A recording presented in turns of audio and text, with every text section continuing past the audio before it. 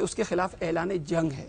اب یہ مخابرہ جو ہے اس کے تعین اگر مخابرہ کے معنی مظاہرہ کے ہم لے لیں تو اس کا مطلب ہے کہ مظاہرہ جو ہے اس کو حرام قرار دیا جائے، حالانکہ ایسی بات نہیں ہے۔ مفتی صاحب اس کا مطلب یہ ہوا کہ تقلید ایک مذہبی فریضہ ہے؟ جی بالکل، اور یہ واجب ایک مذہبی فریضہ ہے، لیکن کسی ایک وہ شخص کہ جو قرآن و حدیث کی روشنی میں بشرطے کہ اس کی رائے قرآن و حدیث کے کسی حکم سے براہ راست متصادم نہ ہوتی ہو، تو اگر اس انداز میں ہو تو جیسے میں نے عرض کیا کہ تقلید اپنی جگہ ایک فرض ہے ایک عامی شخص کا، جہاں تک ایک عالم شخص کا ہے، جیسے مثال کے طور سے میں اپنے اعتبار سے دیکھوں کہ میرے امام صاحب کی رائے جو ہے یہ قرآن و حدیث سے متصادم ہو رہی ہے اور میرے اندر تبحر بھی ہے، اجتہاد کی مجھ میں صلاحیت ہے، جیسے ہمارے امام ابو حنیفہ رحمہ اللہ کی رائے ہے کہ جو ہے وہ نماز جو ہے اگر عربی پہ قدرت نہ ہو تو فارسی زبان میں جو ہے وہ قرات کی جا سکتی ہے۔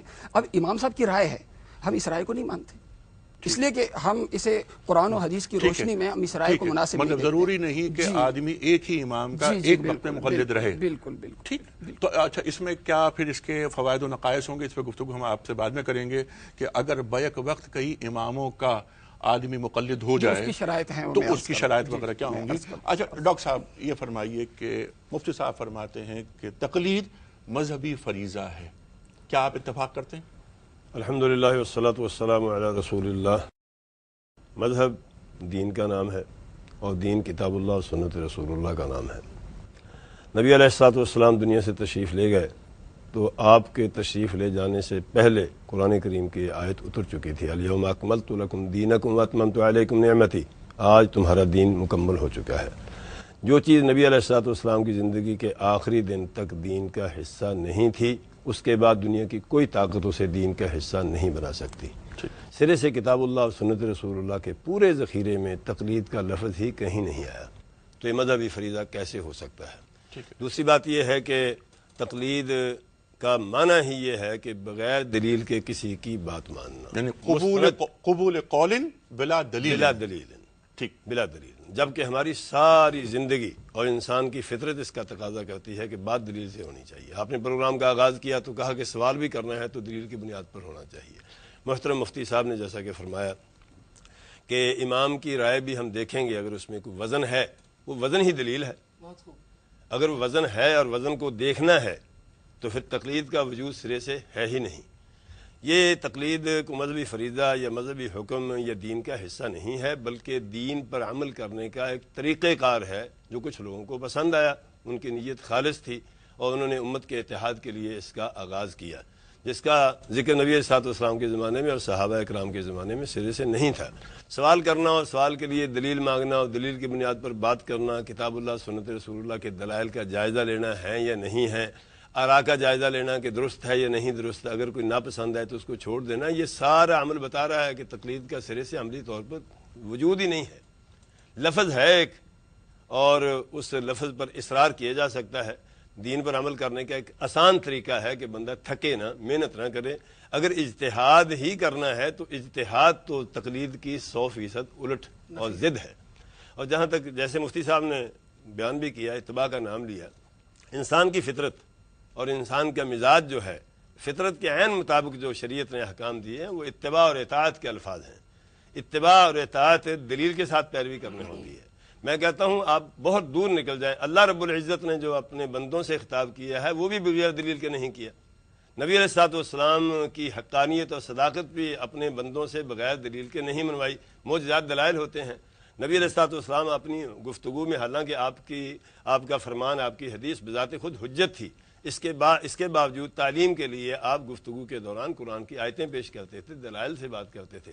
اگر عام آدمی کو اس راستے پر لگا دیا جائے کہ وہ بغیر دلیل کے کسی کی بات مان لے تو اس سے پھر فطرت کے خلاف ایک نیا رنگ نکلتا ہے، اور لوگوں کو ایسے راستے پر لگانے کی یہ مساعی ہے کہ معاملہ تو خراب ہو رہا ہے۔ ٹھیک ہے، تو آپ یہ فرما رہے ہیں کہ تقلید اجتہاد کا تضاد ہے، اور تقلید کا عملی طور پر وجود نہیں ہے دنیا میں۔ جبکہ مفتی صاحب تقلید اور اجتہاد کو ایک ساتھ لے کے چل رہے ہیں۔ میں تقلید بمعنی اتباع کر رہا ہوں، اتباع جس کے معنوں میں آپ یہ کر رہے ہیں میں اس کے بالکل اگینسٹ ہوں۔ میں نے پہلے اپنے بیان میں عرض کیا، بالکل ٹھیک ہے، جس بنیاد پر آپ نے تقلید کی، کوئی اختلاف نہیں ہے، جس بنیاد پر آپ نے اس سے مجھے اختلاف۔ تقلید بمعنی ڈاکٹر صاحب یہ جیسے میں فرما عرض رہے کر رہا ہیں ہوں، کہ اگر تقلید کا معنی اتباع ہے تو پھر کوئی اختلاف نہیں ہے، اللہ نے حکم دیا وہ تو فرض ہے۔ اچھا، بہت اچھی بات۔ شاہ ولی اللہ صاحب مجدد الف ثانی صاحب یہ فرماتے ہیں کہ جو کچھ ہمیں ملا وہ اللہ کے رسول سے ملا، کی طرف سے ملا، کسی امام سے ہم نے نہیں لیا۔ جی ہاں، اس بارے میں آپ کیا فرمائیں گے؟ میں کہتا ہوں کہ موضوع ایسا ہے کہ گفتگو کی اجازت نہیں، طبیعت اجازت نہیں دیتی۔ ہر دور کے اہل دانش نے تقلید کے خلاف کوئی نہ کوئی آواز ضرور اٹھائی ہے۔ شاہ ولی اللہ کا آپ نے نام لیا، شاہ ولی اللہ نے تو یہاں تک کہا ہے کہ میں اللہ کی قسم کھا کے کہتا ہوں، اشہد للہ و باللہ، اللہ کے لیے اللہ کی قسم کھا کے کہتا ہوں، اگر کوئی شخص امت کے کسی آدمی کے بارے میں یہ سمجھے کہ یہ چیز جو مجھ پر فرض کر دے وہ مجھے ماننی فرض ہے تو یہ اسلام سے نکلنے والی بات ہے۔ لیکن وہ شخص، یہ بات اگر کوئی شخص، کوئی امام، جیسے ابھی آپ نے فرمایا کہ ان کی نیت پر شک نہیں کیا جا سکتا، قطعاً نہیں قابل جو احترام ہے۔ امام، جو یعنی ہم چاروں ائمہ اور پھر ہم امام جعفر صادق کی بات کرتے ہیں، جو بات فرما رہے ہیں وہ قرآن اور رسول کی روشنی میں فرما رہے ہیں، تو کیسے وہ دین کے خلاف بات ہو سکتی ہے کہ جسے قبول نہ کیا جائے؟ ہاں، اتنی سی بات ہے ساری۔ جب ہمیں پتہ ہے کہ وہ قرآن حدیث کے مطابق بات کر رہے ہیں تو وہ تو ہم ان کے واسطے سے قرآن حدیث سیکھ کر قرآن حدیث کی بات مان رہے ہیں نا، اس کا نام اتباع ہے، اس کا نام تقلید نہیں ہے، اس کا نام تقلید، جیسے آپ نے کہا ہے کہ تقلید لفظی ہے، دلیل کے بغیر بات ماننی ہے۔ اور میں ایک اہم پوائنٹ دوسرا، اچھا میں چاہ رہا تھا کہ علامہ صاحب ذرا گفتگو میں آ جائیں۔ اہم پوائنٹ بہت اچھا، ہمارا ایک اتفاق ہو رہا ہے اس پہ۔ دیکھیں، امام ابو حنیفہ رحمہ اللہ سے ان کے شاگردوں نے سب سے زیادہ اختلاف کیا۔ امام ابو یوسف رحمہ اللہ، امام محمد رحمہ اللہ، حتیٰ کہ امام ظفر رحمہ اللہ جو عقلیت پسند شاگرد ہیں۔ اس کا کیا مطلب ہے؟ اس کا مطلب یہ کہ امام ابو حنیفہ کی ذات کو ہم حجت نہیں مانتے۔ یہی میں نے عرض کیا کہ تقلید کا اور وجود ابھی نہیں ہے لینے دنیا میں کہیں۔ یہ مولانا تقی عثمانی صاحب مدث ذل العالی کو لیجئے کہ اس زمانے یا حیلہ ناجزہ لیجئے کہ اس کے اندر، اور تکملہ فتح الملم لیجئے۔ آپ کیونکہ بار بار ذکر کر رہے ہیں مولانا رفیع عثمانی صاحب کا، مولانا تقی عثمانی صاحب کا، ہم نے ایک پروگرام ریکارڈ کیا ان کے ساتھ، تو انہوں نے فرمایا، جب میں نے یہ سوال ان کی خدمت میں پیش کیا تو ان کا جواب یہ تھا کہ تقلید کوئی شرعی ضرورت نہیں ہے بلکہ انتظامی ضرورت ہے۔ جیسا کہ میں نے کہا کہ دین پر عمل کرنے کا ایک طریقہ ہے، دین نہیں ہے۔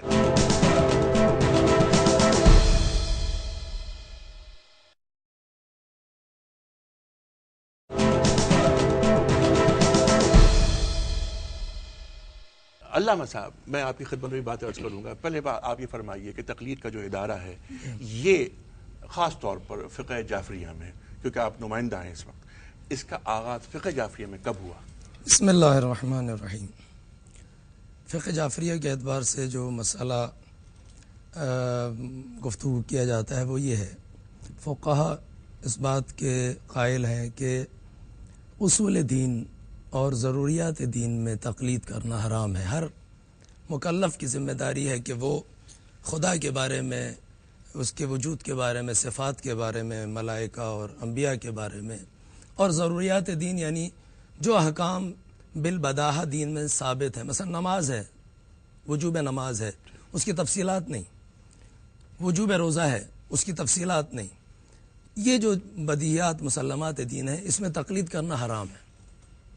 ہر انسان کی ذمہ داری ہے کہ خداوند عالم نے اسے خلق کیا ہے، وہ مخلوق ہے، عبودیت کا تقاضا یہ ہے کہ اپنے خالق کے احکام کو تلاش کرے، اس کی شناخت کرے اور اس کی صفات کو مانے۔ اس کے بعد جب ہم آتے ہیں دین کی تفصیلات میں، جسے کہتے ہیں ہم فریات، فروع دین، اصول دین میں تقلید حرام، اور اس کے لیے ضروری کہ تحقیق کرے، یقین حاصل کرے ان میں۔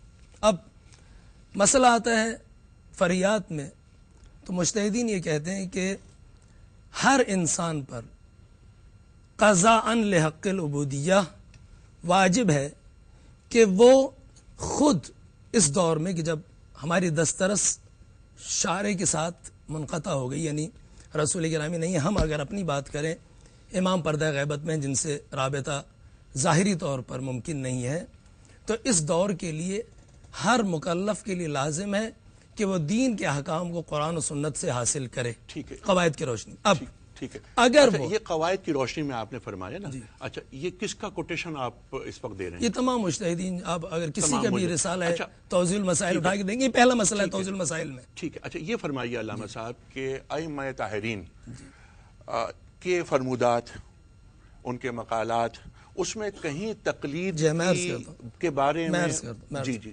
بات یہاں تک آگے رکی کہ اب ہر انسان کی ذمہ داری ہے کہ وہ خداوند عالم کے احکام اور دستور کو حاصل کرے.